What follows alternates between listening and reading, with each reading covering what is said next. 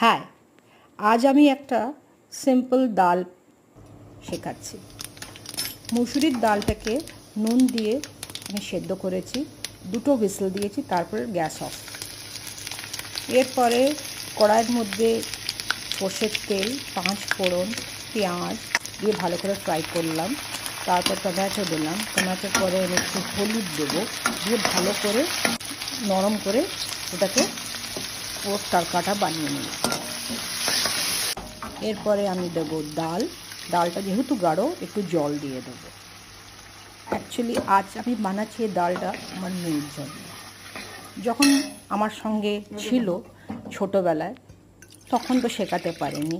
আজ যখন ওরা বড় হয়ে গেল, ওরা কাজের মধ্যে ব্যস্ত, তখন ফোন করে বলে, মা ডালটা কীভাবে বানাও। সো এই রিলটা আমি স্পেশালি আমার মেয়ের জন্য বানালাম।